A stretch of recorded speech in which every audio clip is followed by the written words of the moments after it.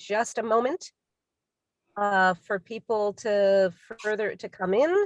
We'll be live streaming this event also via Twitter, and we'll go ahead and get started in just one moment.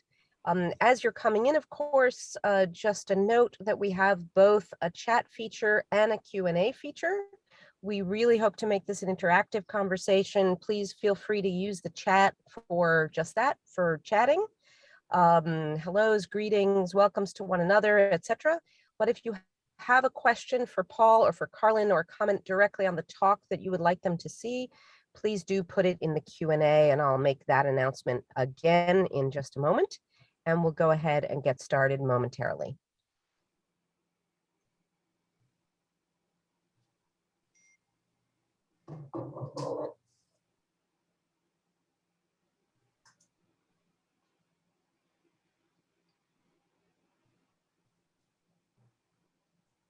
Well, it looks like we already have a very good quorum filtering in, so I'm thrilled to see the numbers going up, which is a tribute, of course, to the guests that we have here today.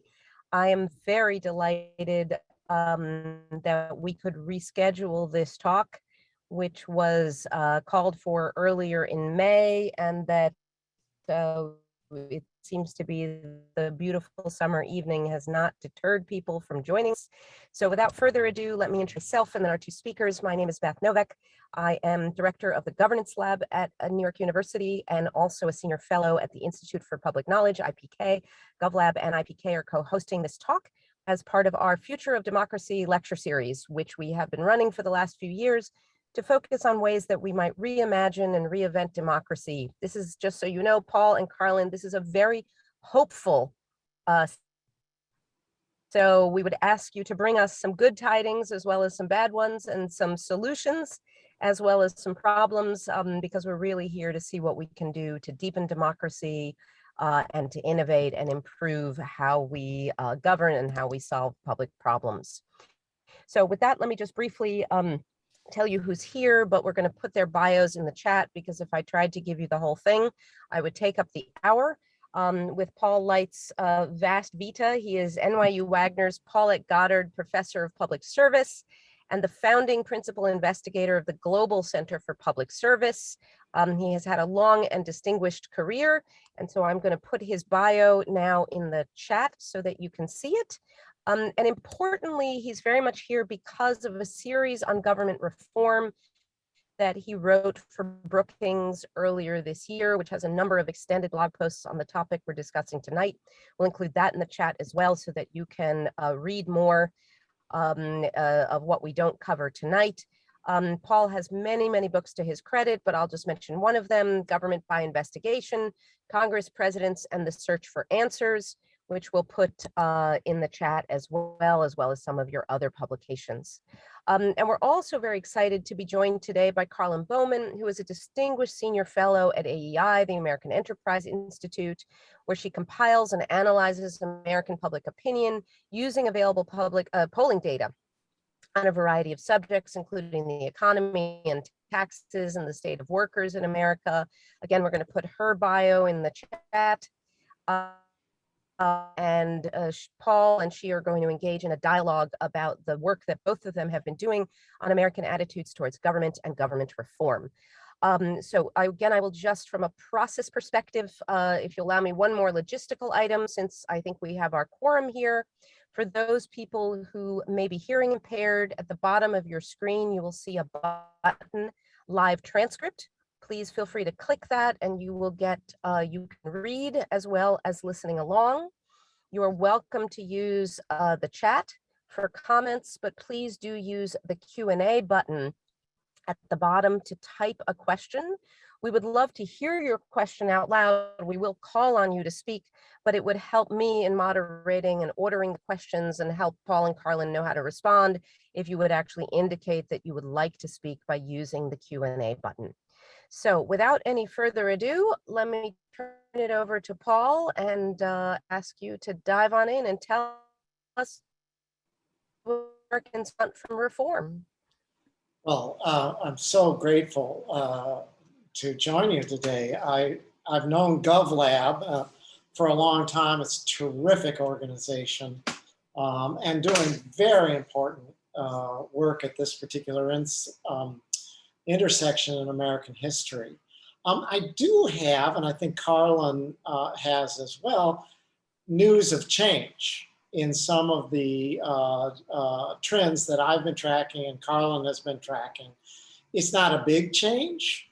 It's not earth-shattering change, but it's in the right direction, meaning that what we're going to look at tonight in brief order is what Americans want from reform. And for much of the last decade or so, Americans have wanted what is identified in the question structure, very major reform. Now, we do dive in from time to time to say, well, what the heck do you mean when you say that the federal government needs very major reform? Are you talking about removing the president? Is that about the president? Is that about the bureaucracy? Is that about the latest scandal? The latest government failure, 9/11, the failure to anticipate, government breakdowns and so forth. What we see here, at least in my latest add to the trend line, is a slight lift upwards away from demand for very major reform. Now, we'll talk in a little bit about it. There is still significant demand for a bigger government that delivers more services. We're going to see that.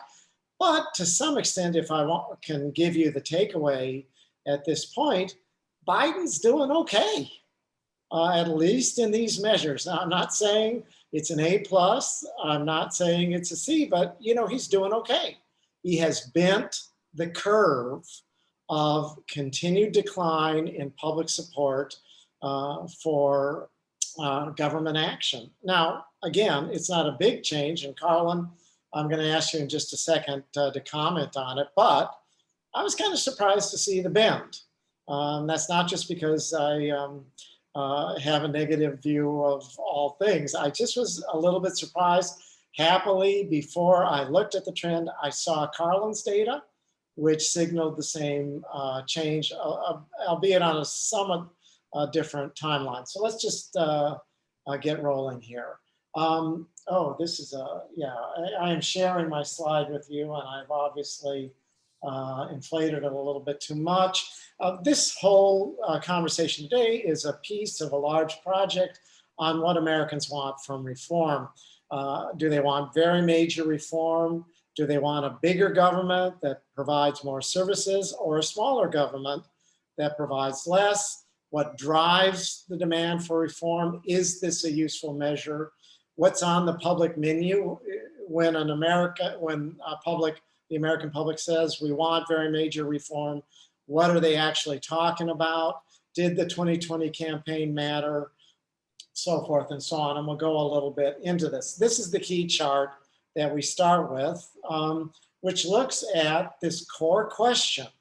The question is set up basically, we'd like your opinion about what should happen in the future.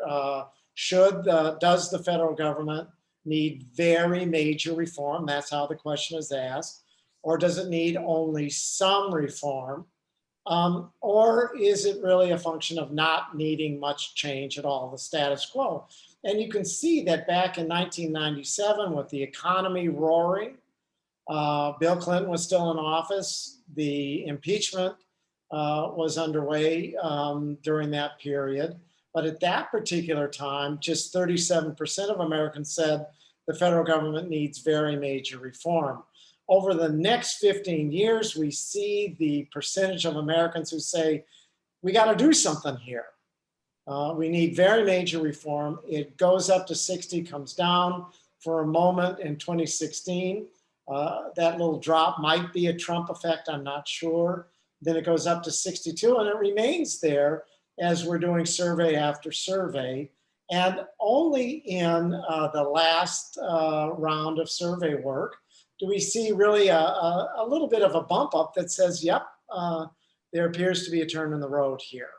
So we now have 39% of Americans who say the federal government is basically sound and only needs some reform compared to 28% just a decade ago. So we see this going on, and you could kind of predict that it was going to happen. We were inching up slightly, but it's enough of a change on this survey, which was conducted by SSRS, big survey house. It's a big enough change to say something's happening. There appears to be a bend, and we'll see where it takes us.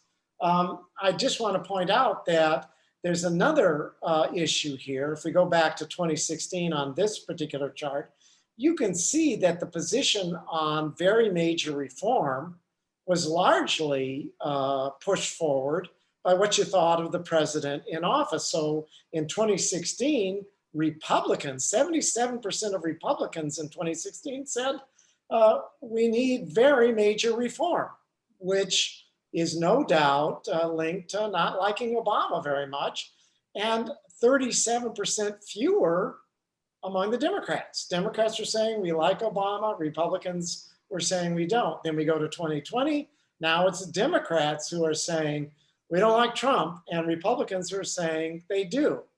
Now here's the thing, and Carlin, I'd like your thought on this. It looks to me that in July of 2021, the distance between Dems and ours comes down. There's a little bit of softening here so that it's less partisan. When you look at 2016, that's a huge gulf. It really feels very strong to me as a partisan driven opinion.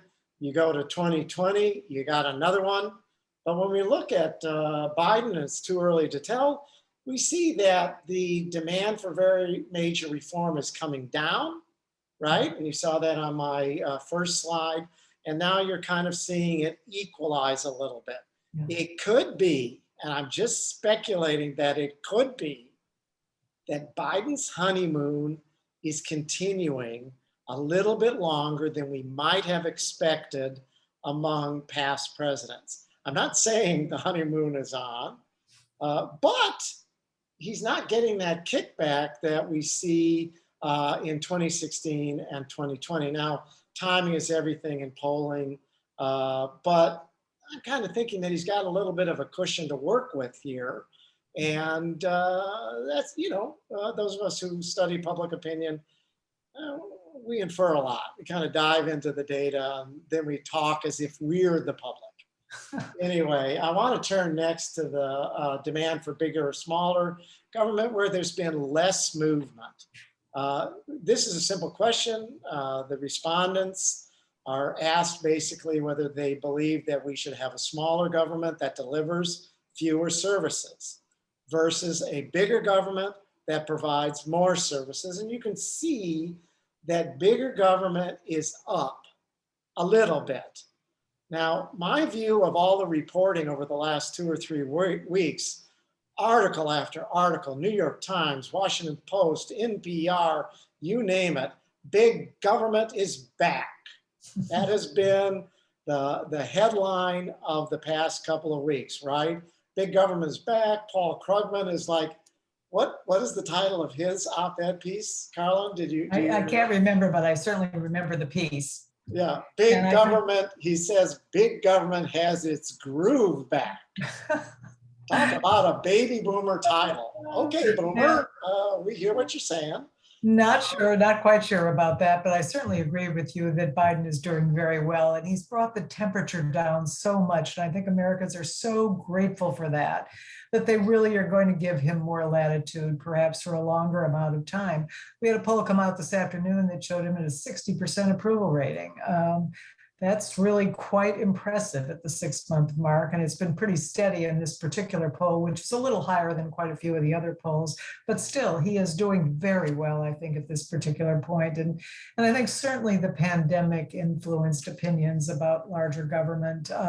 No question about that. It was so widespread that I think people felt very, very strongly about that. But I agree with you thus far. And these are terrific slides. And I don't want to interrupt you too much, but I think we're on the same page. I'm looking for a slide where we asked a pair of questions a couple of weeks ago. We said, Okay. do you think, what do you think of the job that the federal government's been doing running the federal government's program? So this is a question that was quite carefully, boxed in. What do you think of, what job rating would you give the federal government for running federal programs? And the federal government was in the 40% range, very good, or excellent or fair. We also asked the question then in a split sample, as we call it, saying, what do you think of the job that Joe Biden's been doing running federal programs? And he gets a much higher reward. So there's something happening here, and I think Carlin is correct, that what the respondents are saying is that they don't think, they think a little bit better of the federal government, that gigantic machine, but they're giving a lot of credit to Joe Biden. Not that he's Superman, but basically you're not getting a lot of motion, deep motion about trust in the federal government to do its job. We still have to parse that out. But it's an interesting finding. Biden has done pretty well on that. And again, the distance between Biden's rating for running government programs and the federal government's rating for running federal programs, pretty interesting. Now, for those of us who care about governance, and that's the GovLab, that's a lot of people who want the federal government to succeed, to do the job right, et cetera, et cetera. There's a question here about whether Biden's popularity right now will eventually attach to the federal government, or whether it's going to kind of float along at a higher level. I don't have a clue on it. This is a guess. This is a guess on my part, but I think so much of thoughts about government in the last year or two have been influenced by COVID. And in fact, you saw a very interesting change when Biden became president, because people had become very critical of Donald Trump's handling of COVID. Those numbers didn't turn around immediately, but I think the Biden administration's approach to the issue, the forthright approach, saying what they were going to do, when they were going to do it, how they were going to do it, really did cause attitudes about government as a whole to be a little bit better than they had been in the past. I mean, I was watching a lot of different lines at that particular point, and surely that certainly has had an enormous influence. Now, in one of the polls that came out yesterday, you saw Biden's handling of COVID going down about 8 percentage points. I don't trust a single poll on anything like that. And so I want to see a lot more askings, but that could be a straw in the wind. Again, with perhaps the Delta variant, you might see some movement on these other questions, because COVID has been so front and center that I think that's the way people are thinking about government right now. Well, so yeah, very useful. And we can see Carlin's analysis here. It really does track. Yeah. And I was kind of like, could you wait until I got my stuff out? But it does fit, and it's nice when you see these broad comparison surveys. Now, one of the things that we all care about, and GovLab is particularly well positioned to address, is sort of making government work and restoring confidence in the polity about doing the job, getting it done, addressing key issues.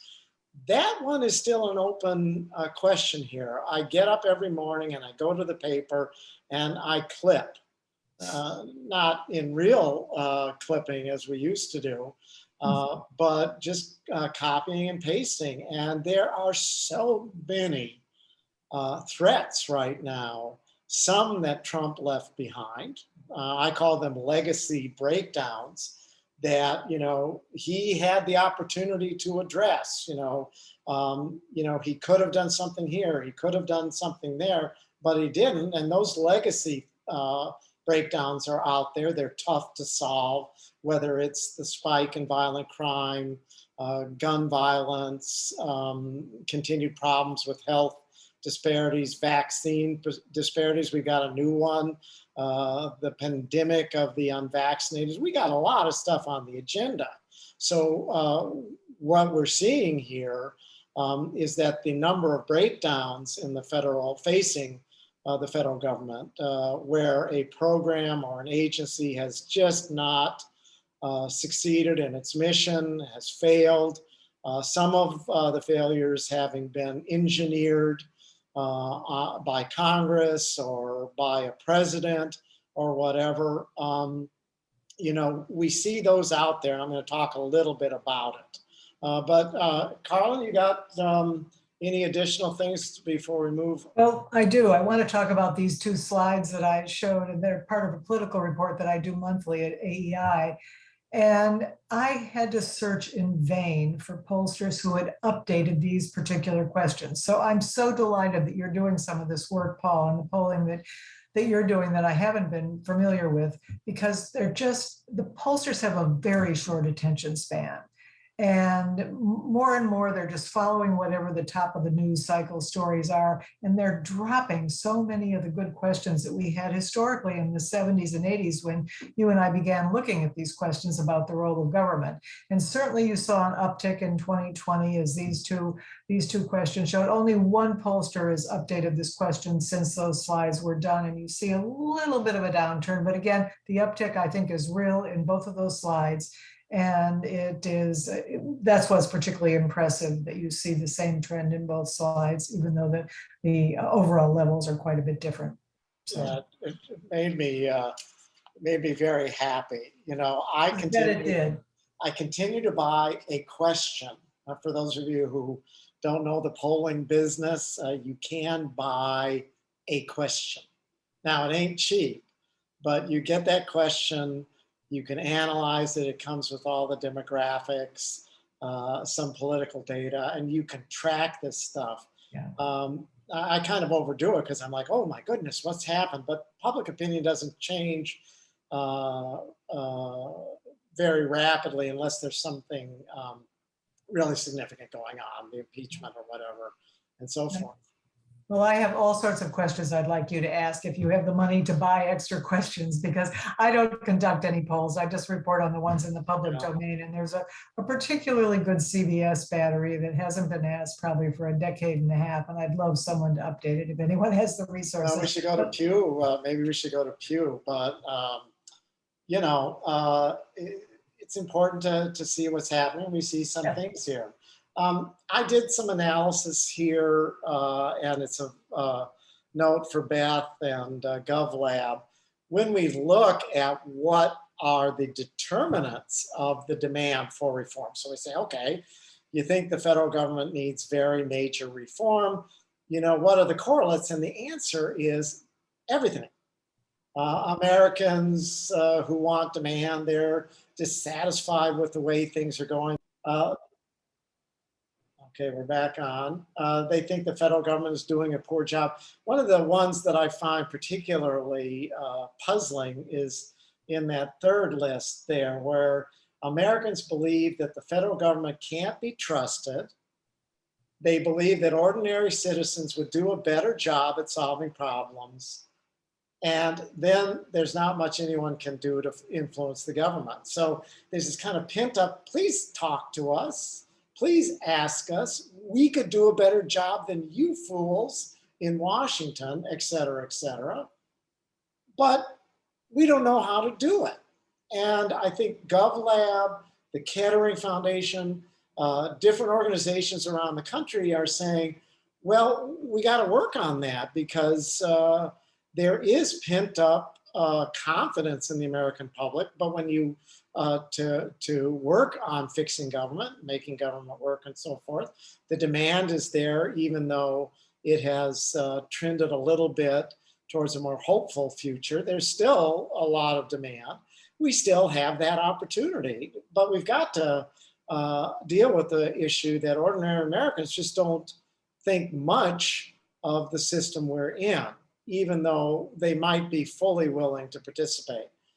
That's something that we all have to wrestle with. Let me just see if I can make this, this webinar There we go. This is a standard polarization statement. We can see where back in 1994, the Pew Center found that, we had this big hole of Americans who were kind of in the center. By 2017. They had split apart, and you look at it now and it's even further apart. These two mountains of public opinion pulling apart, and they're continuing to do so. Now, I want to take a quick look with you about what's on the menu. Now, I like this analysis very much, but that's because it's my analysis. The problem being that nobody else likes it. So I'm not going to spend too much time on it, but I put these two questions that we've talked about already, whether you think the federal government needs very major reform, yes, no, and whether you think the federal government should be bigger and do more things or smaller. And that produces a fourfold division of American opinion on sort of core philosophies of what we should do. Now, let me ask you all to think about this for a second. When you think about what folks think when they say we think government needs very major reform and we want a smaller government, those are Donald Trump's supporters talking. They're dismantlers. They want government smaller and they want it to be reformed, right? Joe Biden is over here to the far top of this chart. He says that government is basically sound, that it's working okay. He's not saying that it's a shining example of administrative efficiency, but he's basically saying, it's basically sound and we need to deliver more services, right? So he supports a bigger government, and he's basically saying we're not going to do much yet about government reform. Biden's not talking too much about it. I may be missing something here, but his Office of Management and Budget has not been fully staffed up. He's not talking much about government reform these days, maybe something on government ethics. There's a little bit of a scuttlebutt on that one, but Biden's basically saying this is a time for expanding, and you can see that the American public is kind of following along. The four philosophies of reform, and you can see on top, the Democratic philosophies are, we don't want to get rid of government, we want it to work better. That's Al Gore. And Biden last spring, we have to spend whatever it takes without delay. So we get these visions, and this is a very complicated little chart. I like it. Color coded. It was fun to do. I'm not sure that it's doing a lot of work for me, but you can see here right now that the expanders are the big dog in this conversation. And they're working with Democrats generally who are rebuilders. There are some Democrats who say, yep, bigger, but we need to make government work better. And then there are Democrats who are saying we want more government and we think it's just fine the way it is. So that's one of the things I've been working on. And we saw a shift in that during the campaign. Biden's campaign really focused on getting a mandate for his expansion agenda, and he got it. He had a very large number of Democrats who were saying more, and you don't need to work too hard on fixing government at the administrative level. That's how I interpret this. Over on the red side of the equation of this chart, you have Donald Trump. And he was working the dismantlers agenda, basically saying, I'm going to cut so much, your head's going to spin. I'm going to get rid of lots of things. I'm going to drain the swamp. Carlin, you may have a position on this. Having used the same arguments 4 years ago, I think he lost support because people were saying, yeah, isn't that what you said 4 years ago? Did you do it? And dismantlers, the hard-edged dismantlers who want it all knocked down. I think there's some evidence in our polling that says Americans aren't buying that right now, and there's room for a Republican candidate who might be more credible in arguing that we're going to have reform. I don't know who that would be. Maybe some of you who are listening in here might have an idea, but I'm not sure Trump's general position will hold up 4 years from now, but it's awfully darn early. I agree with that. I think there's no question that you need a Republican, and I think there are a lot on the B team. You know, those who are waiting in the wings for Trump to leave the stage, who believe in active government, but certainly in a lot of government reform. And so I think you will see a whole slew of younger, different candidates who are going to have a very different view. A lot depends on what Trump decides to do, and there will certainly be the dismantlers, and those people have a lot of intensity on their side. And so I think that, you know, this argument is going to continue, but I like your fourfold, your grid. I like your grid. You know. Well, it was a lot of fun to paint. How's that? Honestly, I end up spending more time color coding these charts. It's almost a form of art therapy during COVID. So I did buy an awful lot of survey data over those months. So you can see it in my trend charts. I'm trying to figure out here, I'm looking at this to see whether there have been any questions thus far. I cannot see. Well, I think one question was whether your slides will be available afterwards. Some of them will be, for sure. Okay. I've got a ton of stuff in this. Yes. If you'd like to read the questions for yourself, you can click on Q&A at the bottom. Or we can feed them to you momentarily when you're ready, but you're welcome to take a quick look as well for yourself. And while I'm interrupting you, I will just, we want to see more of your slides, but I will just encourage people to please add their questions to the Q&A, would be great. Well, Lester's on here with the question about, are there reforms that a solid majority of both Republican and Democratic voters favor? Personally, you know, I can't channel the public's opinion, but I think there's low-hanging fruit here on making government more effective. I think that, and that's of course what you're working on, Lester, and others. Basically, can we get the checks out on time? Can we get those stimulus checks out? How long we got to wait on that? Can we get the vaccines done on time? The vaccination rollout problems began under Trump. They are significant and difficult, no doubt about it. But I think you can start by saying, hey, you know, we have to make some basic improvements so that government can deliver on the promises made. I think the American public is pretty tired of hearing that the Internal Revenue Service has lousy technology. Now, that's not every American, and I'm not sure, I'm not even sure that a majority of Americans wouldn't say, yeah, as long as it's not working, that's pretty good for me. But I think on basic operational level, you just read the news day after day and you're saying, goodness gracious, you know, why is it so hard to get supplies down to the Gulf during a hurricane? Biden has anticipated this issue, by the way, on hurricane planning. He held a meeting maybe 3-4 weeks ago with FEMA, Federal Emergency Management Agency officers, other response agencies to start talking about hurricane season. It's out there, obviously, it's coming along. And if you were taking sort of odds on where the next major federal government breakdown would occur, one might say it's going to be somewhere in a disaster relief situation, because we just haven't made as much progress as we need to on delivering the basics. So I'd start there. I think most Americans are like, you know, they might say, I don't agree with the policy or I don't agree with the president's position, but if we decide to do something, let's get it done.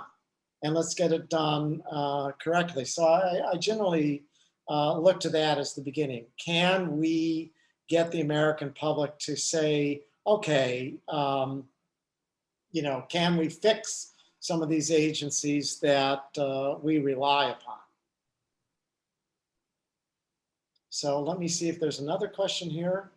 Ricardo, flaws are exception big income. Yes, maybe you and I should have a sidebar later. Ricardo, glad to talk further. Beth, shall I just move on a little bit? Please keep going, but if you're going to answer a question, if you wouldn't mind repeating it for people who can't see it, that would be nice, since not everybody can see the Q&A, especially on the live stream, and I'm happy to ask some of them, but please keep going. That's great. That's absolutely great. I've got a slide teed up here, which is on public demand for an end to the breakdowns.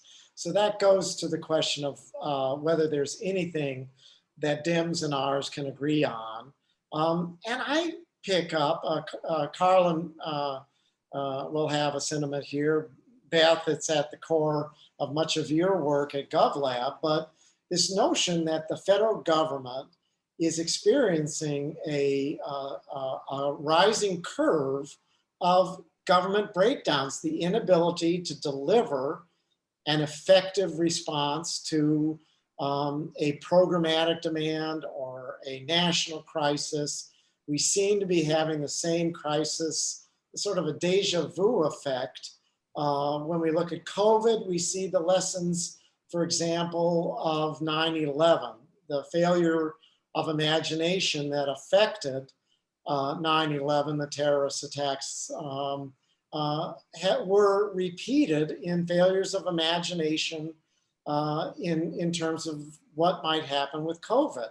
The question for us as policy people and designers and in our work with the public is to figure out, okay, you know, how do we help government get better at doing its job?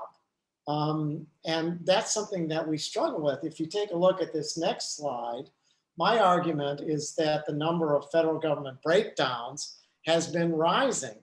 Now, I have a particular methodology for declaring a breakdown. I think it's pretty solid, ain't perfect.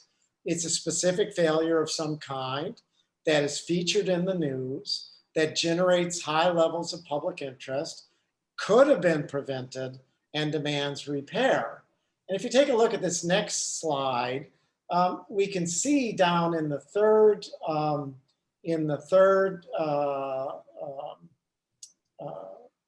item here, breakdowns by periods, looking back to 1984, which is when the Pew Research Center started asking about public opinion towards issues in the news, government problems in the news, we see that the number of breakdowns has gone up. Now, we should all sit and talk, and it'd be a wonderful conversation to say, well, is this true? Have the number of federal government breakdowns actually increased, or is this a measurement issue? Is it just that we're more studious in watching for breakdowns? Is it because Fox News and CNN play up breakdowns among the other party or related to the other party? Does Fox play up breakdowns that Democrats, that occur on a Democrat's watch? Does CNN play up breakdowns that happen on a Republican president's watch? Is this real? Is it possible that the number of government failures, breakdowns, has been increasing? And if so, why? Now, by my measure, the numbers have been increasing, but that does not mean that it's actually true. This is my measure, okay? So it's entirely possible to say, okay, you know, the IRS is doing the best it can. You know, it's always been broken down. It's always had problems. And therefore you're double counting or triple counting. I mean, the IRS, because of underfunding, and just yesterday, Senate Republicans said no to Biden's request for more funding, better technology, faster response times by the IRS. Now, is that another breakdown in the making, or is that just an existing breakdown being extended. So, you have to deal with this. And Josh, you're asking the question, you asked me, are Americans willing to commit to paying for the staffing and tech necessary to bring the IRS back to the high quality operational level it functioned 20 to 25 years ago? Great question. If you put it to Americans, do you want to pay more taxes that go to paying more taxes? The question wording is very significant here. There's a lot of partisanship, I would guess, in that question you're asking, Josh. Not from you, but if you ask Dems whether it'd be good to help the IRS collect more delinquent taxes from the ultra rich, which would relate back to that Politico story of a couple of weeks ago, Dems would likely say yes. If you ask ours, should IRS have more authority to do investigations, et cetera, you might get a no. There's a partisan edge to these questions for sure. But if true that my count is accurate or can be defended, here are the breakdowns on Trump's watch. So we kept looking here and saying, well, okay, what percentage of Americans are paying attention? Is this a breakdown? For example, number 11 on this slide is the spike in veteran suicides. Now, we've been having trouble addressing suicides, veteran suicides for some time. We had problems at the Veterans Administration, Walter Reed Hospital, that made the news. We've seen a number of breakdowns, and under Trump, we saw the breakdowns soar.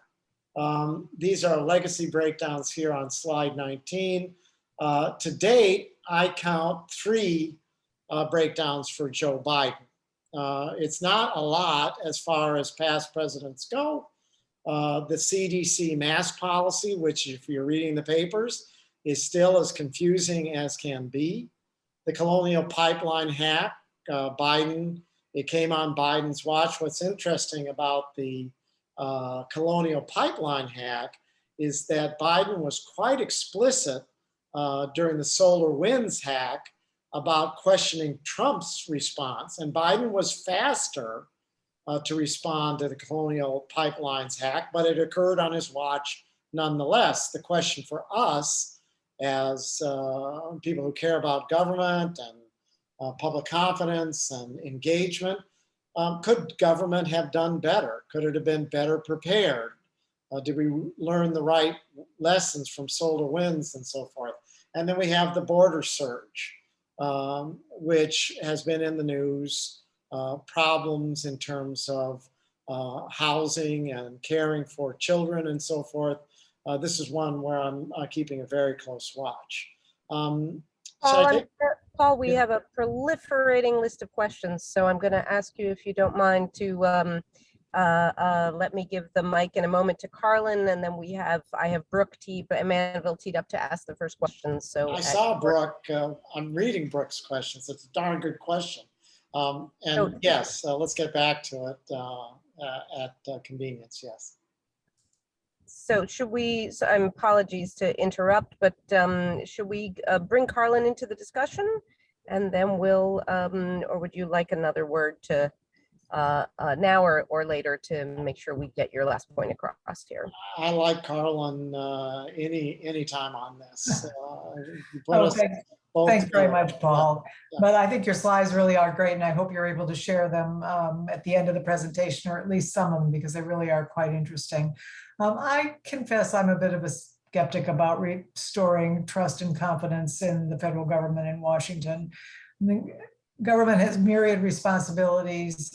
It's hard to find a good news story in the media about government, particularly on the cable channels. And so I really am quite pessimistic about that. But I do think it's important for those in GovLab and other places to look at the performance of individual agencies that people are very familiar with. And I don't think anybody is tracking those systematically. And I think that would be very important, because some government agencies that have had very serious problems have recovered. I mean, Paul, you mentioned Katrina.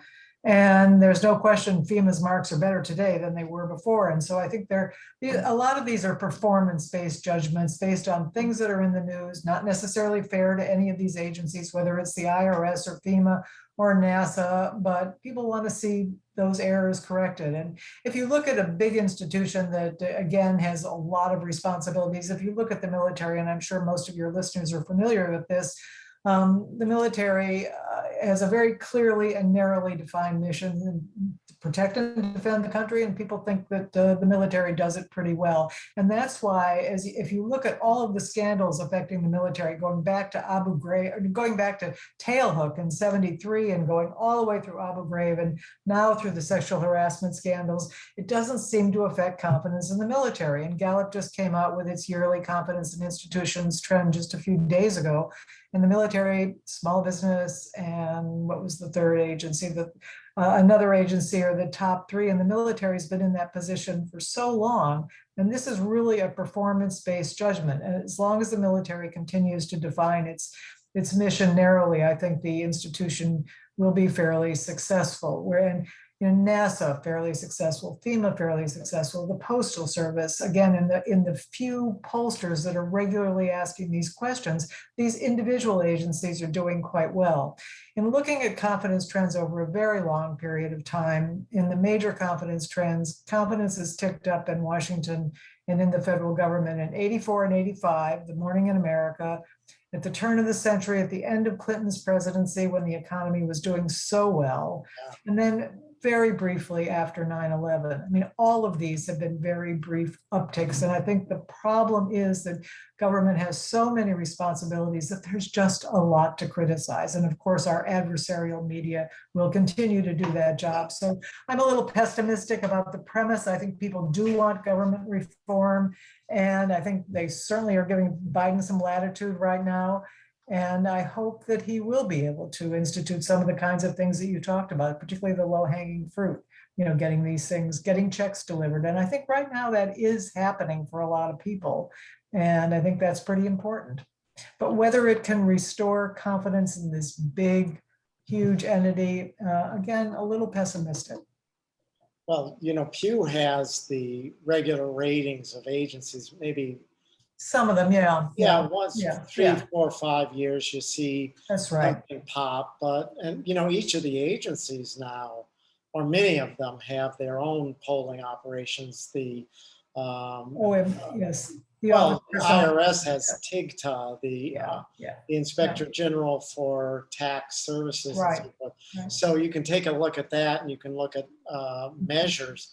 I tried some years ago to measure government's greatest achievements, and we did a survey of faculty, economists around the country, political scientists, historians, and so forth. There's a pretty potent little project. And we ended up having a good sense of what Americans thought had been our big, big breakthroughs. The interstate highway system, Medicare for older Americans, this one, that one, and so forth. Mm-hmm. Many of those, I haven't gone back to it lately, but many of those great achievements are in peril, in part, in some places, because of underfunding, in part because the policies just didn't keep pace with what's happening more generally. Some of these great programs, so, we built a lot of colleges, we built a lot of hospitals, but in terms of our ability to respond to sort of the natural updating and so forth, we handled veterans education, et cetera, et cetera. But one of our problems as a society, and this is way beyond my skill set, appears to be that, once you build it, you forget it. And then along comes a scandal about Walter Reed, for example. Big, huge scandal. Walter Reed was once one of the great hospitals, military hospitals in the world. So you end up with those kinds of things. Well, I think that the demand and the public's concern about infrastructure speaks to what you've just said. The interstate highway system, that's something that people have generally applauded. Pew actually did go into the field at the turn of the century and asked people about government's greatest achievements. And they tended for most Americans to be in the areas of science and technology and the space program and the like. So people do see government having done some very, very positive things, but I just think with the sprawling enterprise of government, it's hard to find many positive stories. And I think that affects the overall view of government, even though many of these judgments are performance-based. Let's see if we can get a few more voices in for both of you. Brooke, can I go over to you? Yes, hi, can you hear me? There's We do. Yes, hi, Beth, thanks for hosting this. And Paul, it's good to hear your voice again and see your work, and Carlin as well. So my question is really about sort of finding how to distinguish between kind of the rules of the game and sort of the outcome of the game. You know, I wonder how much of the data can actually be read to be about democracy in the generic sense. Are people pleased or not pleased about how it's working versus, you know, what it's actually delivering based on a particular partisan outcome? You know, my analogy is sort of like if you talk to somebody in baseball who's just won the World Series, they might very much say the rules of the game are terrific. You know, there's no need to change anything. And if they lose, they say, well, of course the rules need to be changed. You know, I mean, I don't like, you know, what happened. And I'm just wondering, you know, because I read a lot of books about reforming democracy. So often the author takes the point of view of, you know, if this fits a kind of my liberal worldview, I think it's generally fine. If it doesn't, then, you know, I think democracy is broken. So I'm really interested in how much the data you cited, Paul, or just your own thinking allows us to tease those issues apart, sort of, you know, the generic rules of the game and enthusiasm for democracy generically versus, you know, the aspirations or policy hopes of people answering the polls. I think that, I mean, there are a lot of drivers in here, Brooke, and we do have the computing power now to tease them out. I have a wonderful colleague who I think may be on this, I hope she's on this, at NYU, G. Ding, who's an expert on topic modeling. And there's some techniques now where we can look for these patterns. They are expensive and they demand a lot of patience. And one of the things we see in the polling industry, I got my first job in polling back in 1976, believe it or not, with the Gallup poll, which called Jerry Ford the likely winner against this, you know, nobody named Jimmy Carter. That was my first experience. So I don't claim any special gift at reading this. I think there's a lot of potential for grinding into some of this data, but we tend to do it one time, you know, one survey at a time with about 1,000 respondents. And the power there, Michigan, University of Michigan continues to do heavy lifting in its national election studies. I think we can find an answer, I think, though, Brooke, is what I'm trying to say in my long-winded way. Yeah, I'm just curious. I mean, you have sort of a bit of a golden gut, you know, which we won't hold you to a statistical, you know, error.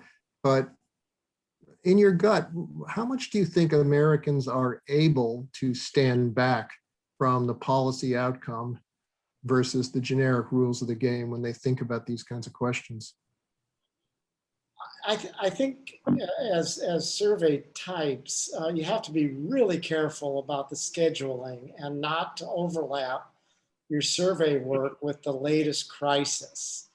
But in our society and this moment in history, I'm not sure whether there have been too many weeks where you could go at a larger sample and kind of say, well, at least people haven't been primed this week. You know, wiser heads will hold here, but I think getting Americans to talk about these issues without the fraughtness, is that even a word, I think that's a real challenge, but worth pursuing. I really do. Yeah. Let's bring in, if we can, we're conscious of the hour. Let's go over to Lester and ask him if he wants to ask one of his questions. You can unmute and ask. Yes, I'm here. Great. Did you want to ask one of your questions? Sure. So the question is, if indeed there are not significant reforms, will that negatively impact the Democratic Party in the 22 elections? I'm not sure that major reform is possible for the 2022. I'm worried, looking at these data, that the Biden team has yet to enunciate a clear path to the kinds of reforms that I think you and I both believe might be helpful. I'm also concerned about the ticking time bomb within the federal government associated with retirement vulnerabilities among baby boomers. Now, as a baby boomer, I'm going to say, oh my goodness, the sky is falling, the baby boomers are going to have to retire. But for my colleagues in the classroom, it's like, this is an opportunity. We've got a very large cohort of baby boomers on their way out. And it might be useful if we start to think of that as the tip of reform and to say, okay, what can we do as the baby boomers exit? How can we use that to imagine a different approach to governance and who's going to do the jobs and so forth? I've just finished the new estimates of the dependency ratios in the federal government. Just one takeaway, there are currently in the federal government 3 contractors and grantees for every civil servant. That's not necessarily a bad thing.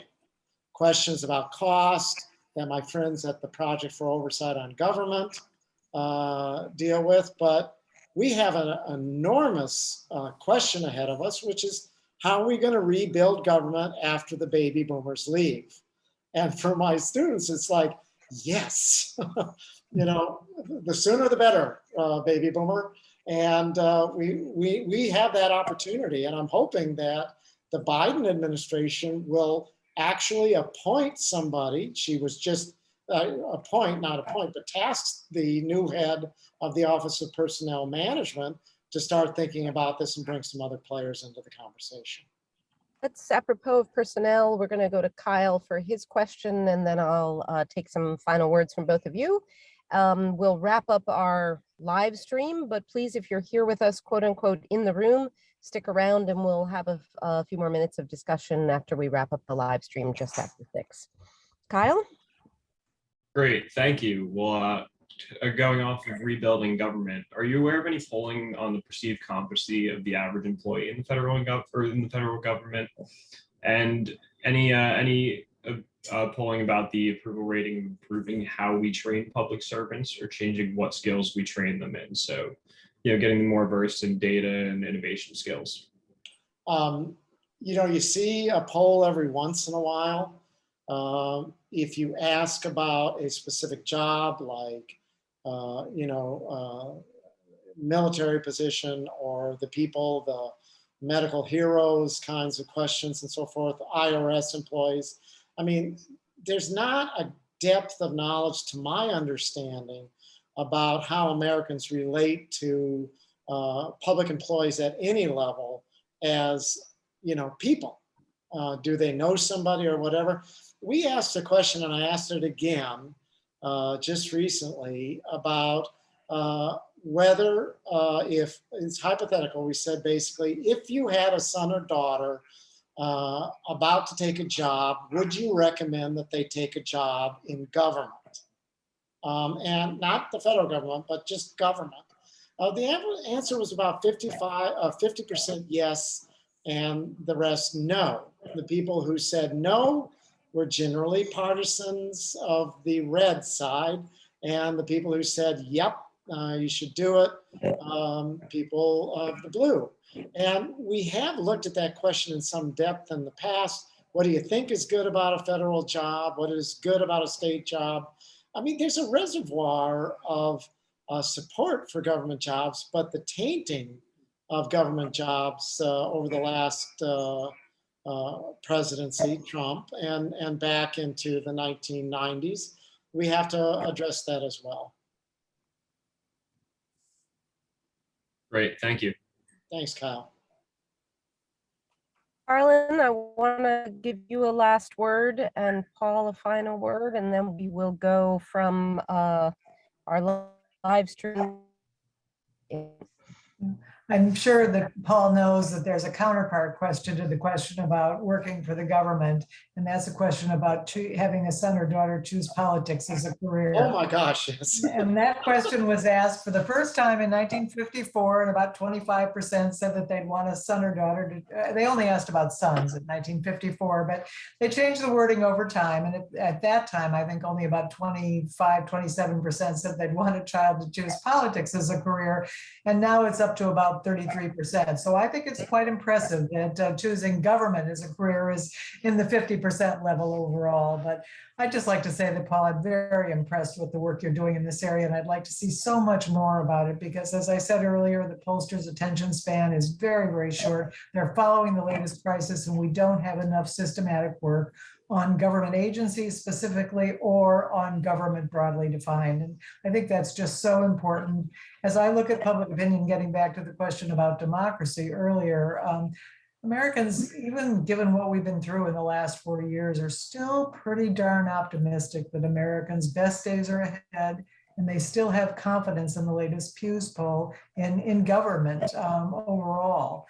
And again, given what we've been through, I think those are pretty impressive numbers overall. So I'm an optimist about at least that part of the government going forward and the work that you're doing. So I'll end it there.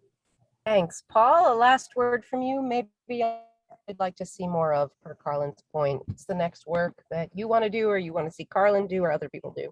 Well, I think when you put these trends together and the recent findings, you know, my data, Carlin's, your stuff, Beth, the retirement wave in the federal government. I mean, this is like the next 5 years really offer a lot of opportunities for us to get in there and do some heavy lifting.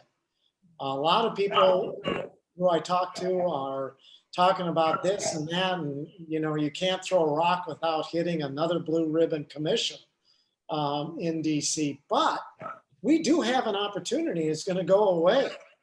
And the baby boomers are going to say, well, you missed it, millennials, or you missed it, Zs. But, you know, there's a good 5-year window.